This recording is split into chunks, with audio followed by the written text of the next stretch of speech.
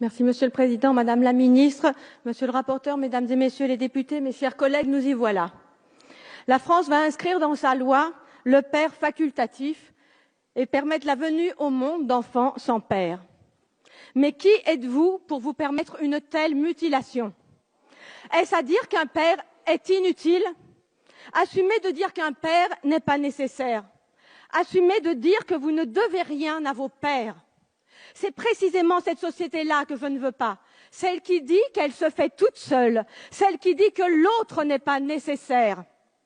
Alors pour moi, voyez-vous, il n'y a pas plus grand que l'homme. Et vous le piétinez, vous le réduisez à rien, à ses gamètes, à 1/60 millième de millimètre. Un donneur, vous appelez ça. Mais Madame la Ministre, ça c'est un homme, Madame la Ministre.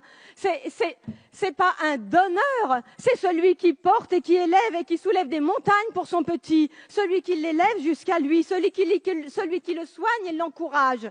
Celui qui le rassure et le grandit, qui l'écoute et l'accompagne. Mais n'avez-vous donc jamais eu de père pour que vous ne sachiez pas à quel point on ne se passe pas d'un père? C'est souffrance contre souffrance, Madame la Ministre.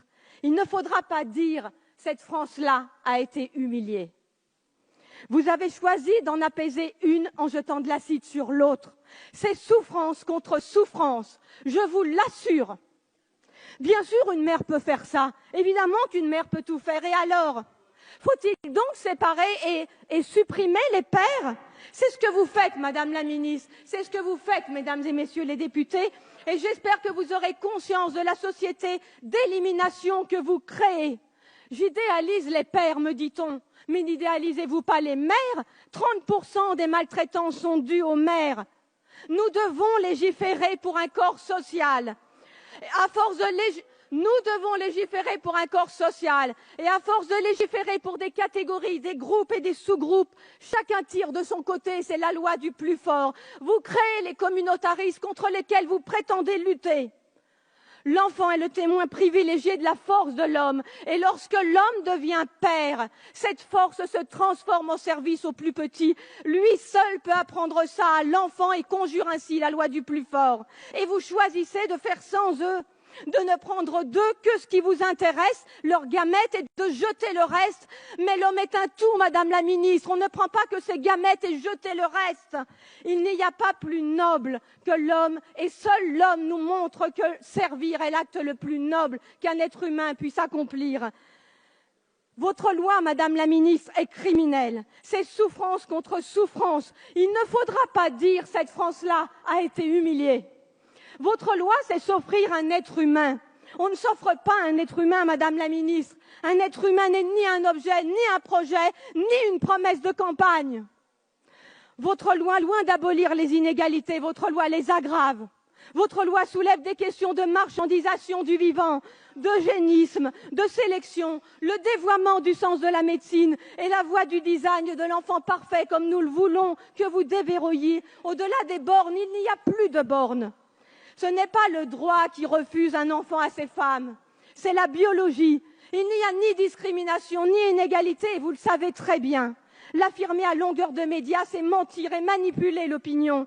La liberté si fièrement revendiquée n'est qu'une liberté de consommateur. Des Français accèdent au hard discount reproductif qu'il faudra reconnaître en France. Si la PMA, la congélation ovocitaire, le DPI, la recherche sur embryons, si tout cela existe, c'est aussi parce qu'elle enrichit médecins, généticiens, biologistes, patrons de start-up, juristes, avocats, banquiers en sperme et en ovules. Et vous faites semblant de ne pas le voir.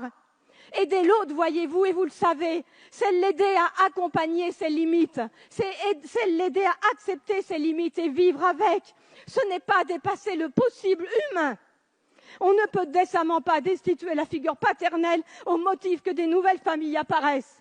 Produire des enfants sans père est une atteinte aux droits de l'enfant. Donner à des enfants des parents toujours plus vieux n'est pas un progrès social. Donner une mère seule pour famille n'est pas un progrès social.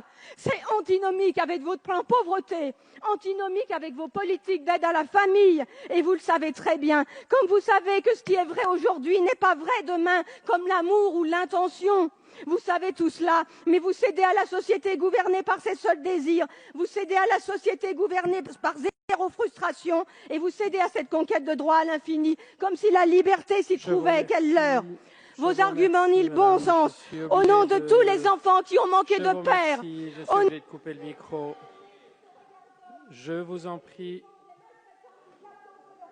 Je vous remercie. Je suis obligé de contraindre le temps de parole. Je vous en prie, s'il vous plaît, Madame Thiel. Je vous remercie.